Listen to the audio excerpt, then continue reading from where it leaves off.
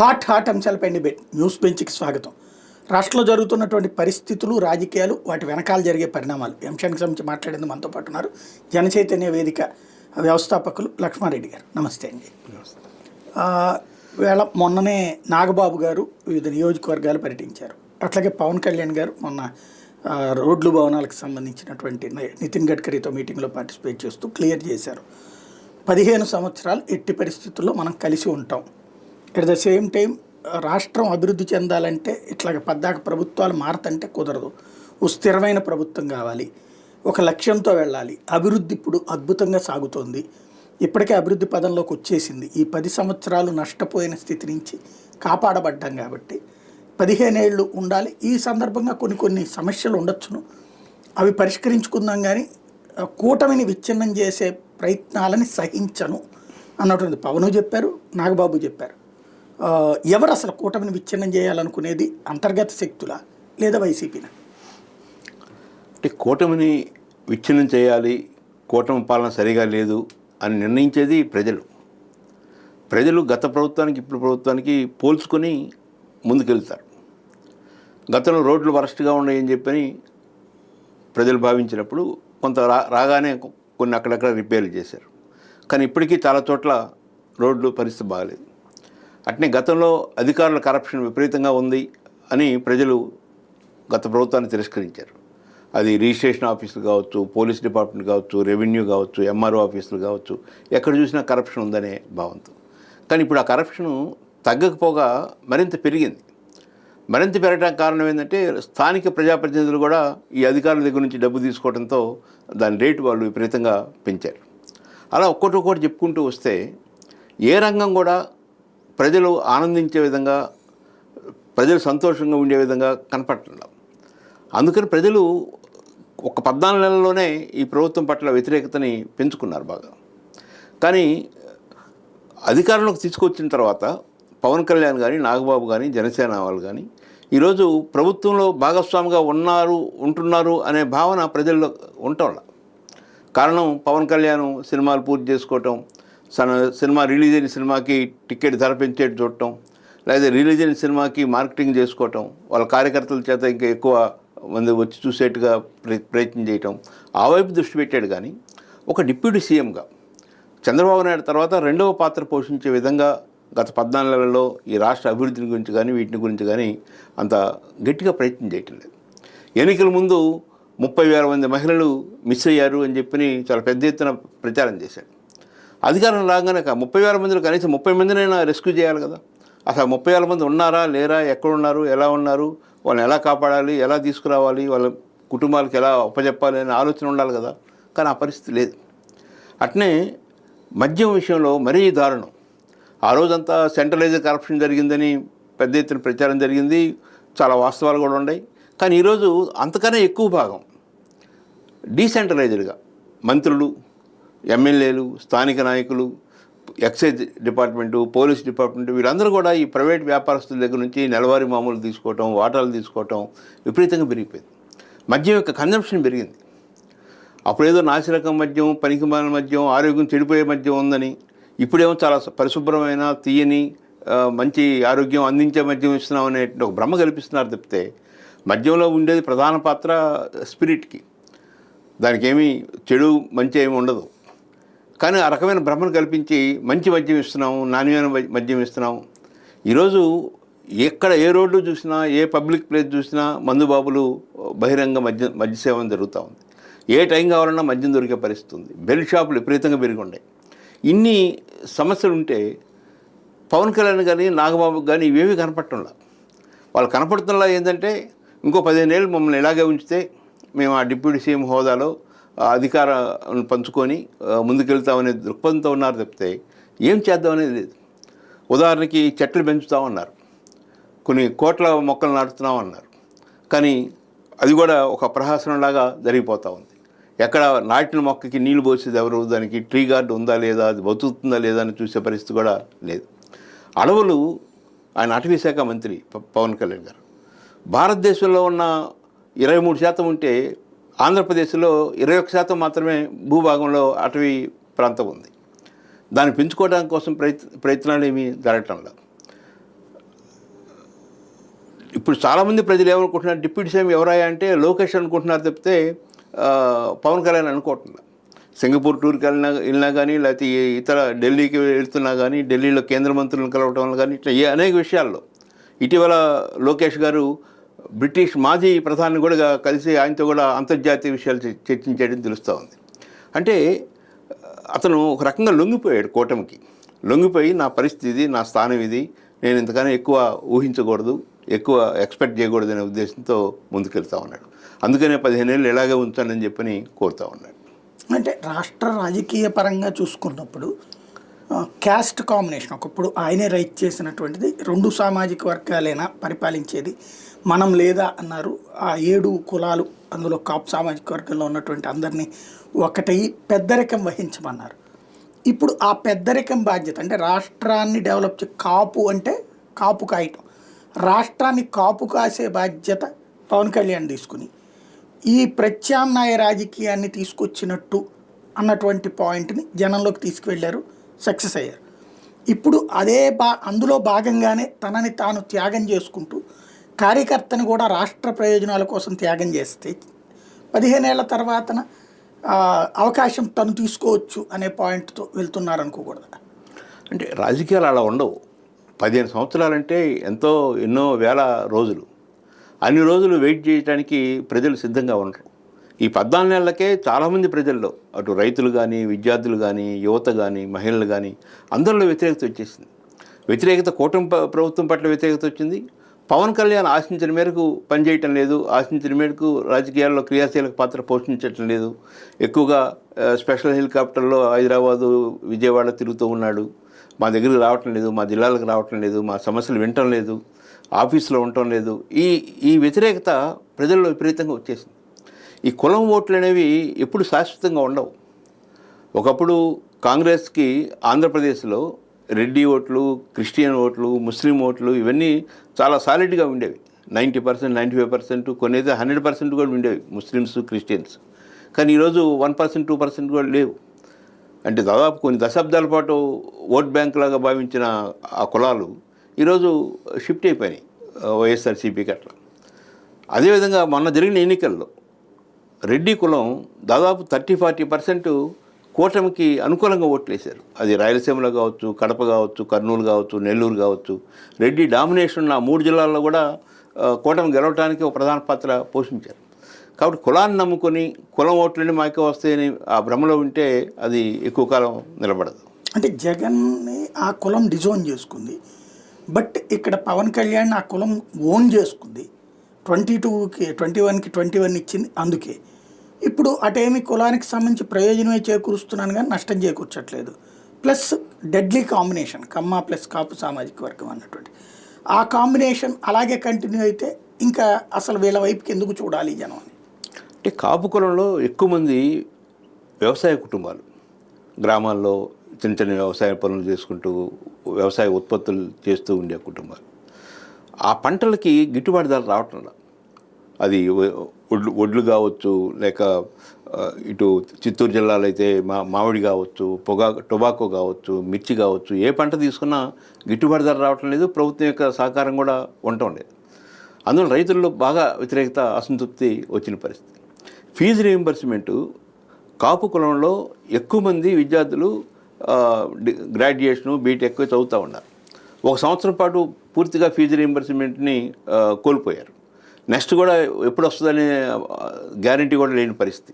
So ఆ విధంగా విద్యార్థుల్లో వ్యతిరేకత కనపడుతూ ఉంది.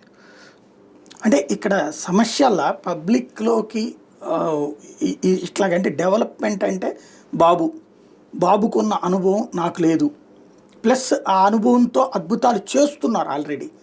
ఈ సంక్షేమ పథకాలు ఇస్తున్నారు, డెవలప్మెంట్ చేస్తున్నారు, రోడ్లు వేపిస్తున్నారు, కాలువలు కడుతున్నారు, రైతులకు కూడా మంచి జరుగుతోందని పవన్ కళ్యాణ్ చెప్తున్నారు. రైతులకి గతంతో పోల్చుకుంటే చాలా ఎక్కువ జరుగుతుంది. ఈవెన్ ఇప్పుడు రైతు భరోసా బదులుగా ఇచ్చిన అన్నదాత సుఖీభవ లాంటివి అయినా సరే. కాబట్టి ఇంకా అసలు ప్రాబ్లం ఏంటి, పబ్లిక్ ప్రాబ్లమ్స్ని సృష్టించింది వైసీపీ అయితే దాన్ని పరిష్కరిస్తున్నది చంద్రబాబు, అందుకే ఆయనకు అండగా ఉంటున్నానని చెప్తున్నారు ఆయన. అంటే చంద్రబాబు నాయుడు యొక్క ప్రత్యేకత ఏంటంటే తనకు తను అభివృద్ధి నమూనాగా, అభివృద్ధికి ఒక సంకేతంగా ప్రజల ముందు ఉంచుతున్నాడు. కానీ వాస్తవం ముఖ్యంగా ఐటీ నిన్నే గడ్కరీ గారితో చెప్తున్నాడు, నేను హైదరాబాద్ని డెవలప్ చేశాను, హైదరాబాద్లో కంప్యూటర్ తీసుకొచ్చాను, హైదరాబాద్లో హైటెక్ సిటీ కట్టాను, హైదరాబాద్లో సత్యనాథన్ లాంటి వాళ్ళు తయారు చేశాను, ఇట్లా అనేక విషయాలు చెప్తా ఉన్నాడు. కానీ లోతుకెళ్ళి చూస్తే ఈరోజు హైదరాబాద్ అనేది ఐటీ రంగంలో ఎగుమతుల విషయంలో 3వ ప్లేస్లో ఉంది. మొదటి ప్లేస్లో మహారాష్ట్ర, కర్ణాటక ఉంటే 3వ ప్లేస్లో హైదరాబాద్ ఉంది. చివరి ప్లేస్లో ఆంధ్రప్రదేశ్ ఉంది. అంటే 2014 నుంచి 19 మధ్య ఇదే చంద్రబాబు నాయుడు ఆంధ్రప్రదేశ్ని పరిపాలించాడు, ఇప్పుడు 14 ఏళ్ళ నుంచి పరిపాలిస్తున్నాడు. కానీ ఐటీ ఎగుమతులు ఎంత ఉన్నాయంటే 2300 కోట్లు ఉంది. అదే మహారాష్ట్ర అయితే 5 లక్షల చిల్లర కోట్లు ఉన్నాయి, తమిళనాడు 2-3 లక్షల కోట్లు ఉన్నాయి, హైదరాబాద్ 1,500,000 కోట్లు ఉన్నాయి. కానీ ఆంధ్రప్రదేశ్ మాత్రం 2300 కోట్లు ఉన్నాయి. అంటే నేను అభివృద్ధికి నేను చిహ్నం సంకేతాన్ని చెప్తూ విపరీతమైన ప్రచారం. అది మన సింగపూర్ 6 రోజులు, నాకు తెలిసి భారతదేశంలో ఏ ముఖ్యమంత్రి కూడా ఇతర సింగపూర్ లాంటి చిన్న దేశానికి వెళ్ళి 5-6 రోజులు గడిపిన సందర్భం లేదు. సో ఆ 5-6 రోజులు మీడియాలో వారితో మాట్లాడడం, వీటితో మాట్లాడడం, అక్కడ కొన్ని వేల కోట్లు వస్తున్నాయి, ఇక్కడ కొన్ని వేల కోట్లు వస్తున్నాయి, ఆ కంపెనీ వచ్చేస్తుంది, ఇక్కడ పెట్టేస్తున్నారు, అమరావతిని వాళ్ళు ఓన్ చేసుకుంటున్నారు, అమరావతిలో భాగస్వాములు అవుతున్నారు, రాజధాని నిర్మాణంలో వాళ్ళు క్రియాశీలక పాత్ర పోషిస్తారు, ఇట్లా రకరకాలుగా నిరంతరం అదే చెప్తూ ఆచరణ వచ్చి చూసేళ్ళకి ఏమవుతుందంటే దానికి అనుగుణంగా ఫలితాలు ఉంటాయి. అట్నే గతంలో కూడా 2014-19 కూడా 15 లక్షల కోట్లు వచ్చినాయి, 19 లక్షల కోట్లు వచ్చినాయి, 20 లక్షల కోట్లు వచ్చినాయి, ఎంయూలు చేసుకున్నారు, 8 లక్షల మందికి ఉద్యోగాలు వస్తాయి అని ఓదరగొట్టిన పరిస్థితి. కానీ చివరికి చూస్తే ఆ పరిస్థితి కనపడటం. అందుకని ఒక ప్రత్యేకమైన మీడియా ద్వారా రోజు అదే పనిగా చెప్తూ ఉంటాం. నిన్న గడ్కరీ గారికి చెప్తున్నారు, మాకు అమరావతి నుంచి బెంగళూరుకి అటు బుల్లెట్ ట్రైన్ వేయాలని. వాస్తవం ఏంటి, ఆంధ్రప్రదేశ్లో ఇప్పుడున్న ట్రైన్ ట్రాక్స్ చూస్తే ఒక 100 కిలోమీటర్ స్పీడ్లో వెళ్తేనే ఆ ట్రాక్ నిలబడలేని పరిస్థితి. ప్యాసింజర్ ట్రైన్స్లో కిక్కిరిసి జనం వెళ్తున్న పరిస్థితి, వాళ్ళకి సరైన సదుపాయాలు లేని పరిస్థితి. ఇలాంటి వాతావరణాన్ని మార్పు తీసుకురాకుండా బుల్లెట్ ట్రైన్ కావాలి. మొన్నే మా ఫ్రెండ్ ఒక ఆయన ఢిల్లీ నుంచి వచ్చారు, ఇక్కడ నార్ల తాతారావు గారితో కలిసి విజయవాడ థర్మల్ ప్రాజెక్ట్ని బాగా డెవలప్ చేసిన ఒక మంచి సైంటిస్ట్. ఆయన చెప్తున్నాడు, మీ ముఖ్యమంత్రి గారు క్వాంటమ్ వ్యాలీ అంటున్నాడు. అసలు క్వాంటమ్ అనేది ఇప్పటికి ఇంకా ప్రాక్టికల్గా ఎక్కడ ప్రపంచంలో అమల్లోకి రాలేదు. అదొక థియరిటికల్గానే ఉంది, ఇంకా దాన్ని ప్రాక్టికల్గా జనం దగ్గరికి వెళ్ళిన పరిస్థితి లేదు. కేవలం మార్కెటింగ్ చేసుకోవడానికి, అమరావతిని మార్కెటింగ్ చేసుకోవడానికి, రాజధాని మార్కెటింగ్ చేసుకోవడానికి, భూముల విలువను పెంచుకోవడానికి ఆ పదజాలాన్ని నిరంతరం వాడుతున్నాడు. అట్లా కొత్త కొత్త పదాలని, ఆ ట్రెండింగ్లో ఉన్న పదాలను ఉపయోగిస్తూ ఏదో చేయబోతున్నాడు ఒక పరిస్థితి. కొత్తగా వచ్చిన కొత్తల్లో సీ ప్లేన్ అని చెప్పి మన విజయవాడ కృష్ణానది దగ్గర నుంచి ఒక రోజంతా దాని మీద గడిపాడు. ఇక్కడ నుంచి శ్రీశైలానికి వెళ్తుంది వస్తుందని. సో అది తర్వాత మాయమైపోయింది. అట్నే డ్రోన్లు అని చెప్పాడు, ఒక రోజంతా డ్రోన్తో గడిపాడు, ఒకరోజు యోగాంధ్రతో గడిపాడు. ఇట్లా రోజు నెలలో కనీసం 5-6 ఈవెంట్స్ జరుగుతూ ఉండాలి. ఆ ఈవెంట్స్కి లైవ్ పబ్లిసిటీ ఉండాలి, ప్రజలు ఆ భ్రమలో ఉండేట్టుగా చేయాలని చూస్తున్నాడు. గతంలో కూడా 2014-19 చూస్తే వెంటనే ప్రారంభించి రాజధాని నిర్మాణం చేసుంటే ఆ పాటికి రాజధాని నిర్మాణం అయ్యి ఉండేది మామూలుగా సామాన్యంగా. జగన్మోహన్ రెడ్డి కూడా ఏం మార్పు చేయడానికి అవకాశం లేకుండా ఉండేది. కానీ 5 ఏళ్ళు రకరకాలుగా ఆర్కిటెక్ట్ని పిలిపించడం, చివరికి రాజ్మోహన్ లాంటి ఒక డైరెక్టర్ కూడా ఆ బాధ్యత ఒప్పచెప్పటం, కొన్నాళ్ళు లండన్ అంటాం, ప్యారిస్ అంటాం, ఇట్లా విభిన్న రూపాల్లో దాన్ని కాలయాపన చేస్తూ వచ్చాడు. ఇప్పుడు భయపడుతూ ఉన్నారు చాలామంది. ఇప్పుడు ఎందుకంటే ఈ పెద్ద ప్రాజెక్టులన్నీ స్టార్ట్ చేస్తే అది పూర్తి అయ్యేటప్పటికి 6 ఏళ్ళు 7 ఏళ్ళు పడుతుంది. ఆ నెక్స్ట్ ఈ గవర్నమెంట్ ఉంటుందా ఉండదా, నెక్స్ట్ గవర్నమెంట్ మనకు ఇవ్వాల్సిన పెండింగ్ బిల్స్ ఇస్తారా లేదా అనే భయంతో ఉన్నారు. నాకు ఇటీవలనే మా మిత్రుడు చెప్తున్నాడు, ఎల్ఎన్టీ వాళ్ళు స్పష్టంగా చెప్పేశారట, ఇప్పటి వరకు ఉన్న ప్రాజెక్టులు మేము టేకప్ చేసిన ప్రాజెక్టులు చేస్తాము, కొత్త ప్రాజెక్టులు మాత్రం మేము చేయలేము, కారణం రాజకీయ అనిశ్చితి వస్తే మేము తట్టుకోలేమని. సో ఈ రకమైన అభద్రతాభావం ఈ పారిశ్రామికవేత్తల్లో కూడా వచ్చేస్తా ఉంది. అంటే అందుకే కదా 15 ఏళ్ళు అనేది. అట్లాగే ప్రాబ్లం లేదు, 15 ఏళ్ళు మేమే ఉంటాం, అసలు జగన్ అనేటటువంటి వ్యక్తి రాడు అనేటటువంటిది నమ్మమని. నేను గతంలో అయితే ఏదో చిన్న పొరపాటు చేశాను, లైట్ తీసుకున్నాను అతన్ని. ఈ దఫా అసలు అట్లాంటిది లేదు, నేను తలుచుకుంటే ఏం చేయగలను జనానికి తెలుసు, నిరూపిస్తానని చెప్తున్నారు బాబు గారు. ఇప్పుడు ఆయన తలుచుకొని 2019లో గెలవాలని ఉద్దేశించిన పోటీ చేశాడు. చివరికి 5%, 6% ఓట్లు వచ్చినాయి. తను కూడా 2 చోట్ల ఓడిపోయాడు. తన శక్తి తనకు తెలుసు. తను గెలుపుకి ఒక శోధక శక్తిగా ఉండగలడు, కానీ గెలుపుని పూర్తిగా ప్రభావితం చేసే పరిస్థితిలో భవిష్యత్తులో ఉండలేడు. ఎందుకంటే ప్రజల ఆదరణ పడిపోయేటప్పుడు పైనుంచి కొండపై నుంచి ఒక రాయి కిందకి జారుతున్న ప్రారంభమైనప్పుడు అది మధ్యలో ఆగదు, అది చివరికి గమ్యస్థానానికి చేరుద్ది. అదేవిధంగా ఒక 14 నెలల్లోనే ఇంత వ్యతిరేకత వచ్చింది. ఇప్పుడు అన్నదాత సుఖీభవ అంటున్నారు, ఒక సంవత్సరం ఎగ్గొట్టేశారు. లాస్ట్ ఇయర్ వాసిన 20,000 రూపాయలు ఇవ్వలేదు. ఈ సంవత్సరం కూడా ఇస్తానన్న 20,000 రూపాయల్లో సెంట్రల్ గవర్నమెంట్ ఇచ్చే 6,000 రూపాయలు 7,000 రూపాయలు కలుపుకొని ఇస్తానంటున్నాడు.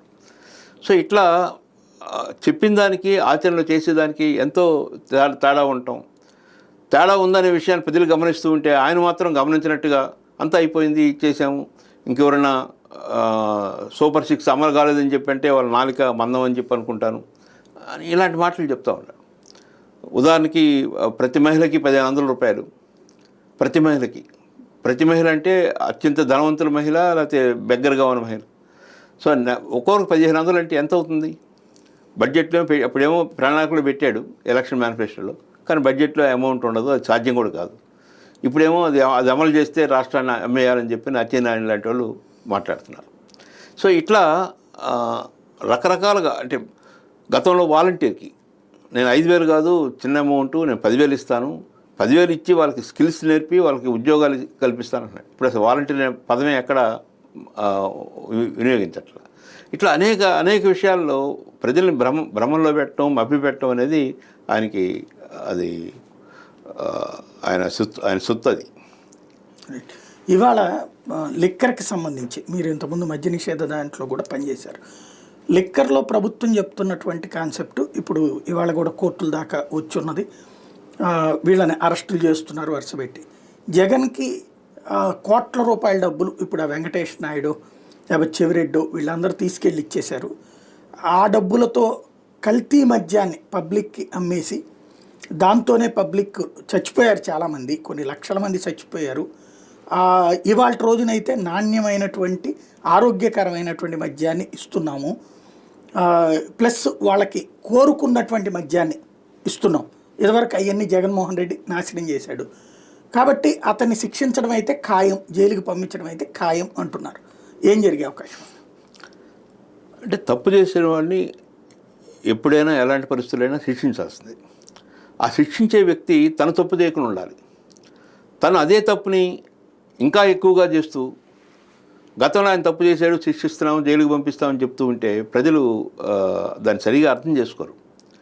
ఈరోజు తాగుబోతులు అందరి పరిస్థితి ఏంటంటే చాలా పరిశుభ్రమైన మద్యం మాకు దొరుకుతుంది, ఆరోగ్యవంతంగా ఉన్నాం అని ఎవరు భావించట్లా. అందరికీ అనారోగ్యాలు వస్తున్నాయి, అందరూ హాస్పిటల్ పాలవుతున్నారు, అందరికీ లివర్ ప్రాబ్లం వస్తుంది. ఆ తాగుడు అనేది ఆ వ్యసనమే అనారోగ్యానికి చిహ్నం. అట్నే అలవాటు మాన్పించడానికి ఏమాత్రం ప్రయత్నం లేదు. ఉదాహరణకి 12 నేనున్న టైంలో 12 డిఅడిక్షన్ సెంటర్స్ పెట్టించాం కేంద్ర ప్రభుత్వం యొక్క సపోర్ట్తో, 12 గవర్నమెంట్ హాస్పిటల్స్లో. అసలు అవి ఉన్నాయి అనే విషయం ఈరోజు ఆంధ్రప్రదేశ్లో ఉన్న ఏ ఒక్క వ్యక్తికి తెలియని పరిస్థితి.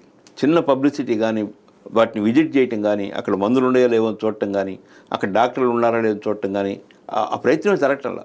ఆ ప్రయత్నం జరిగితే ఎవరైనా మద్యం మానేస్తే ఎక్కడ మద్యం అమ్మకాలు తగ్గిపోతాయో, ఎక్కడ వ్యాపారం దెబ్బతింటుందో, ఎక్కడ మన ప్రభుత్వం యొక్క ఆదాయ వనరులు తగ్గిపోతాయి అనేటువంటి భావన తప్పితే. అదేవిధంగా గతంలో నేను ఉన్నప్పుడు చాలా సందర్భాలు చెప్పాను, డీజీపీ లాంటి వాళ్ళు కూడా కలిసి, ఒక బ్రీత్ అనలైజర్ అన్ని టోల్ గేట్స్ దగ్గర పెట్టండి, అక్కడ వాహనాలు ఆగినప్పుడు జస్ట్ టెస్ట్ చేస్తే, ర్యాండమ్గా పరీక్ష చేస్తే ఇక ఎవడు మద్యం తాగి వాహనాలు నడపడానికి ధైర్యం చేయడు అని చెప్పి. కానీ ఈ రోజు వరకు అది అమలు కావట్లేదు. అప్పుడు అమలు చేయలేదు, ఇప్పుడు అమలు చేయలేదు. అమలు చేస్తే తాగి వాహనం నడపడం మానుకుంటారు కాబట్టి, మానుకుంటే మద్యం వినియోగం తగ్గిపోద్ది కాబట్టి, మద్యం వినియోగం తగ్గిపోతే ప్రభుత్వ ఆదాయం తగ్గిపోద్దని ఆ దృష్టి చూడటం. ఈ 14 నెలల్లో ₹1 ఖర్చు పెట్టాల మద్యం యొక్క దుష్ఫలితాలను ప్రజలకు తెలియజేయడానికి యాడ్స్ రూపంలో. డ్రగ్స్ మీదనో గంజాయి మీదనో కొంత ఖర్చు పెట్టారు, కానీ మద్యం యొక్క దుష్ఫలితాలను తెలియజేయడానికి ₹1 ఖర్చు పెట్టాల. ఒక్క రివ్యూ మీటింగ్లో మాట్లాడలేదు. మొత్తం లోకల్ ఎమ్మెల్యేలు అత్యధిక మంది, ఎక్కడో 2-3 మినహా అత్యధిక మంది మద్యం షాపులో వాటాలు తీసుకోవటం కానీ, నెలవారీ మామూలు తీసుకోవటం కానీ, ఆ విషయాల్లో గొడవ పడటం కానీ. ఈరోజు చూశాను ఒక చోట మద్యం వ్యాపారస్తులంతా కలిసి మేము ఈ మామూలు ఇచ్చుకోలేము, మేము షాపులు క్లోజ్ చేస్తాం, మీరు యాక్సెప్ట్ చేయండి అని చెప్పి అడుగుతున్న పరిస్థితి. అంటే అంత దుర్మార్గంగా వసూలు చేస్తున్న పరిస్థితి చూస్తూ ఉన్నాం. కొన్ని చోట్లయితే ఎమ్మెల్యేలు చేస్తున్న దానికి నిరసనగా మేము ఆ పార్టీ కూటమి గెలుపుకి మేము కష్టపడిన వాళ్ళం, మా దగ్గర నుంచి మీరు ప్రతి నెల ఇంత అమౌంట్ వసూలు చేయాలని చూస్తాం, న్యాయం కాదని అడుగుతున్న పరిస్థితి. సో ఇన్ని లోపాలు పెట్టుకొని అటు బహిరంగ మంచి సేవను, బెల్ షాపులు, ఎంఆర్పి ధరల కన్నా ఎక్కువ అమ్మటం, టైమింగ్స్ మెయింటైన్ చేయకుండా అమ్మటం, ఇన్ని లోపాలు పెట్టుకొని వీటిని సవరించాలని ప్రయత్నం చేయకుండా, వీటిని మార్పులు చేయడానికి ప్రయత్నం చేయకుండా గతంలో జరిగిన తప్పుల మీదనే మేము అరెస్ట్ చేస్తాము, బిగ్ బాస్ త్వరలో అరెస్ట్ అవుతాడు అని రోజు టీవీల్లో వాళ్ళకి అనుకూలంగా ఉన్న మీడియాలో రోజు ఇదే వార్త. కానీ దానికి భిన్నమైనవి క్షేత్రస్థాయిలో ఉన్న విషయాల గురించి మాత్రం ఎక్కడా చెప్పటం లేదు. పేకాట కేంద్రాలు ఇంతకుముందు అక్కడక్కడ జరిగాయి కానీ చాలా భయపడుతూ జరిగాయి. ఇప్పుడు చాలా యథేచ్ఛగా పోలీసులకి అందరికీ తెలిసే విధంగా రోజువారీ మామూలు తీసుకుంటూ అటు పోలీస్ యంత్రాంగం, లోకల్ ఎమ్మెల్యేలు, లోకల్ మంత్రులు వీళ్ళందరి యొక్క భాగస్వామ్యంతో పెద్ద పేకాట కేంద్రాలు ముఖ్యంగా గోదావరి జిల్లాలో పెద్ద ఎత్తున జరుగుతూ ఉన్నాయి. వాటి గురించి ఎక్కడ మాట్లాడట్లేదు. పేకాట కేంద్రాల వల్ల మధ్యతరగతి ప్రజలు విపరీతంగా నష్టపోతారు, సూసైడ్ చేసుకుంటారు, కుటుంబాలు ధ్వంసం అయిపోతాయి, చాలా సమయం వృధా అవుతుంది. కానీ ఆ వైపు దృష్టి పెట్టడం ఇవేమీ చేయకుండా ఈ సమాజాన్ని ముందుకు తీసుకెళ్తున్నాం, అభివృద్ధి చేస్తున్నాం, ప్రతి ఇంటికి ఒక పారిశ్రామికవేత్తని తీసుకొస్తున్నాం, ఏఐని తీసుకొస్తున్నాం, ఇట్లా రకరకాల పెద్ద మాటలు చెప్పి ప్రజలు నడిపేయాలని చూస్తున్నాడు. ఫైనల్గా అమరావతి అన్నటువంటిదైతే ఈ 3 ఏళ్లలోనే పూర్తయిపోతుంది. ప్రపంచపు టాప్ 5 నగరాల్లోకి అయితే తీసుకువెళ్ళబోతున్నాం. దానికి తగ్గట్టుగానే క్వాంటమ్ వ్యాలీ కావచ్చు, అట్లాగే ఇప్పుడు కల్చరల్ సిటీ 250 ఎకరాలు అదొకటి రాబోతుంది. అట్లాగే రకరకాలైనటువంటి డెవలప్మెంట్, ఆర్టిఫిషియల్ ఇంటెలిజెన్స్ హబ్ రాబోతుంది. ఓవరాల్గా అమరావతి అన్నటువంటిది గ్రోత్ ఇంజన్గా, లైక్ హైదరాబాద్ రెవెన్యూ ఎట్లయితే కీలకమో అట్లాగే ఇది కాబోతోంది. ఇది మేము సాధిస్తున్నట్టుగా అంతా. అట్లాగే ఆంధ్రప్రదేశ్లోకి 14 నెలల్లోనే 10 లక్షల కోట్ల రూపాయల పెట్టుబడులు వచ్చినాయి. దాదాపుగా 7 లక్షల దాకా పెట్టుబడులు వచ్చినాయా, ఒప్పందాలు జరిగినాయి, పెట్టుబడులు వచ్చేసినట్టే. అవి అంటే ఒప్పందాలు జరగడం అంటే వచ్చేస్తున్నట్టే. అట్లాగే దాదాపు 6-7 లక్షల ఉద్యోగాలకు కూడా ముందుకు వచ్చేసినటువంటి పరిస్థితి. ఇటు అది చేస్తున్నాం, అటు సంక్షేమం చేస్తున్నాం. సంక్షేమం కూడా ఇప్పుడు సూపర్ 6లో 4 చేసేసాం, ఇంకొక 2 మిగిలి ఉన్నాయి. అవి కూడా P4తో లింకప్ చేస్తాం, స్కిల్ డెవలప్మెంట్. ఇంకెంతకు మించి ఏం చేయగలరు అని అడుగుతున్నారు. ఇప్పుడు మనం ఒక ఇల్లు కట్టుకోవటానికి దగ్గరుండి సొంత పర్యవేక్షణతో ఒక ఇల్లు కట్టుకోవటానికి 2-3 ఏళ్ళు పడుతుంది. అట్లాంటిది వారు కోరుకునే ప్రపంచంలో 5వ స్థానంలో ఉండే రాజధాని నిర్మాణానికి 30 సంవత్సరాల లోపు సాధ్యం కాదు. ఆ 30 సంవత్సరాలు కూడా మొత్తం ఆంధ్రప్రదేశ్ యొక్క వనరుల్లో కనీసం సగభాగం అక్కడ ఖర్చు పెడితేనే వారు ఊహించిన రాజధాని వస్తుంది. కానీ ప్రజలు కోరుకుంటున్నారా? 1500 ఎకరాల్లో ఒక రైల్వే స్టేషను, 2500 ఎకరాల్లో ఒక స్పోర్ట్స్ సిటీ, 250 ఎకరాల్లో ఒక కల్చరల్ సిటీ, ఇవి ప్రజలు కోరుకుంటున్నారా? ప్రజల యొక్క ప్రాధాన్యత అంశాలు ఇవి. దానివల్ల ఎలాంటి సంపద సృష్టించబడుతుంది? ఈ మాటలతో ఆ భూమి విలువను పెంచడానికి ప్రయత్నం చేయడం తప్పితే ఆచరణలో అక్కడ సంపద సృష్టి జరిగి ఆదాయాలు పెరిగి ఆ ఆదాయాలు సామాన్యుడికి వచ్చే పరిస్థితి కనపడటంలా. ఆంధ్రప్రదేశ్లో ఈరోజు దాదాపు బిలియనీర్స్ సంఖ్య ఈ 2 దశాబ్దాల్లో విపరీతంగా పెరిగింది. అసమానతలు విపరీతంగా పెరుగుతున్నాయి. ఈ విపరీతంగా సంపాదించిన ఈ బిలియనీర్లు కానీ, కరప్టెడ్ ఎమ్మెల్యేస్ కానీ, కరప్టెడ్ ప్రజాప్రతినిధులు కానీ, కరప్టెడ్ ఆఫీసర్లు కానీ వాళ్ళ నుంచి P4 అమలు చేయాలని ఆశిస్తున్నాడు. వాళ్ళకి టార్గెట్ పెట్టి ఇదిగో టీచర్స్ ఇంతమంది చేయాలి, ఎంఈఓ ఇంత చేయాలి, డిఈఓ ఇంత చేయాలి, కలెక్టర్ ఇంత చేయాలి, ఎమ్మెల్యే ఇంత చేయాలి అని ఆదేశిస్తున్నాడు. దాతృత్వం అనేది ప్రతి 10 మందికి సేవ చేయాలనే దృక్పథం మనసు నుంచి రావాలి తప్పితే ఆదేశాల ద్వారా, హుకుముల ద్వారా సాధ్యం కాదు. అది P4 కూడా ఆచరణలో విపరీతంగా ఫెయిల్ అయ్యే అవకాశం కనపడుతుంది. అంటే ఫైనల్గా అయితే ఈ గ్రోత్ ఇంజన్ని చూసినప్పుడు పబ్లిక్ ఈ పరుగు కాకుండా మరొక ప్రభుత్వం వచ్చి మళ్ళీ విధ్వంసకర పాలన కావాలని ఎందుకు కోరుకుంటారు? ఇప్పుడు విధ్వంసం ఎక్కువ జరుగుతూ ఉంది. ఉదాహరణకి అమరావతి అనే పేరుతో 189 కిలోమీటర్ల ఔటర్ రింగ్ రోడ్డు, 140 మీటర్ల వెడల్పుతో నిర్మిస్తారంటే 8,500 ఎకరాలు అక్కడ విధ్వంసం జరుగుతుంది. 8,500 ఎకరాలు. ఒక్క కరేడ్లో ఒక ఇండోసోల్ కంపెనీకి 8,500 ఎకరాలు 2 లేక 3 పంటలు పండే భూమి అందిస్తూ అక్కడ విధ్వంసం జరుగుతుంది. ఆ పక్కనే శ్రీ సిటీలో దాదాపు 4,000 ఎకరాలతో 300 కంపెనీలు కొన్ని వేల మందికి ఉపాధి కల్పిస్తూ అక్కడ నడుస్తూ ఉంది. ఒక్క కంపెనీకి 8,500 ఎకరాలు మామిడి తోటతో సహా సముద్ర తీరం, హైవే పక్కన 1,300 ఎకరాలు ఉన్న మంచి చెరువు, ఈ భూభాగాన్ని విధ్వంసం చేసి ఆ కంపెనీకి అందిస్తున్న పరిస్థితి. ఇంతకన్నా విధ్వంసం ఏముండాలి? ఇంత విధ్వంసం చేస్తూ వైపున అది అభివృద్ధి అని చెప్పి చూపిస్తూ ఉంటే ప్రజలు నవ్వుకుంటున్నారు. కరేడు రైతులతో మేము సమావేశం అయినప్పుడు 2-3 మహిళలు వచ్చి వాళ్ళు మాట్లాడింది, అసలు సామాన్య మహిళ అలా మాట్లాడుద్దని. అమ్మాయి ఏం మాట్లాడిందంటే, అభివృద్ధి అంటే ఏంటండి? అభివృద్ధి లేని చోట అభివృద్ధి చేయటం. కానీ అభివృద్ధి ఉన్న భూముల్ని తీసుకొని వాటిని విధ్వంసం చేసి ఎవరికో వ్యక్తులకి ఒప్పజెప్పి అది అభివృద్ధి అవుతుందా అని ఆ అమ్మాయి ప్రశ్నించింది. సో ఈ పరిస్థితి రాష్ట్ర వ్యాప్తంగా భూదాహం అనేది విపరీతంగా ఏర్పడి ఎక్కడికక్కడ భూములు తీసుకోవటం. లులు అనేది ఒక సూపర్ మార్కెట్ కంపెనీ, దానికి దాదాపు 1,000 కోట్ల విలువ చేసే భూములు ఒకటి విశాఖపట్నంలో కానీ విజయవాడలో కానీ ఇవ్వటం. అట్నే కపిల్ చిట్ ఫండ్ సంబంధించిన రియల్ ఎస్టేట్ కంపెనీ వాళ్ళకి భూములు ఇవ్వటం. అంటే ఈ రకంగా ప్రతి క్యాబినెట్ మీటింగ్లో భూమిని పందారం చేయటం, తద్వారా రాజకీయ లబ్ధి, ఆర్థిక లబ్ధి పొందడం తప్పితే దీన్ని విధ్వంసం అనరా? ఎప్పుడు అంతకుముందు కూడా జరిగింది. వాన్ పిక్ అని రకరకాల పేర్లతో అక్కడ కడపలో స్టీల్ ఫ్యాక్టరీ అని రకరకాల పేరుతో కొన్ని వేల ఎకరాలు ఇచ్చేశారు. అవి అట్నే ఉండిపోతున్నాయి. లేపాక్షి పేరుతో కొన్ని వేల ఎకరాలు ఇచ్చారు, అది అలాగే ఉండిపోతుంది. రిలయన్స్ కంపెనీకి విశాఖపట్నంలో కొన్ని వేల ఎకరాలు ఇచ్చారు, అది అలాగే ఉండిపోతుంది. All India APIIC, Andhra Pradesh industrial investment company, దాని ఆధ్వర్యంలో సుమారు 70,000 ఎకరాలు ఇంకా ఐడియల్గా ఉన్నాయి. వాళ్ళు ఆల్రెడీ ఎక్వైర్ చేసి వాళ్ళ చేతిలో ఉన్న భూములు, వాటిని ఉపయోగించుకోవచ్చు. కానీ ఆ ప్రయత్నం జరగటం లేదు. ఎంతకాటికి పెద్ద పెద్ద కంపెనీలకి భూముల్ని అర్పించి వాళ్ళ ద్వారా తిరిగి బెనిఫిట్ పొందాలనే ఆలోచన. ఎందుకు గత వారం రోజుల నుంచి బనకతెరల గురించి ఎక్కువ మాట్లాడటంలా కొంత అర్థమైందనుకుంటున్నాను. అలాంటి బనకతెరల ప్రాజెక్టుకి స్వస్తి పలకటం ఈ రాష్ట్రానికి చాలా మేలు జరుగుద్ది. లేకపోతే ఈరోజు కాళేశ్వరం గురించి తెలంగాణలో ఎలాంటి చర్చ జరుగుతుందో కొన్ని సంవత్సరాల తర్వాత బనకతెరల మీద కూడా అలా చర్చ జరిగే అవకాశం ఉంటుంది. Thank you very much.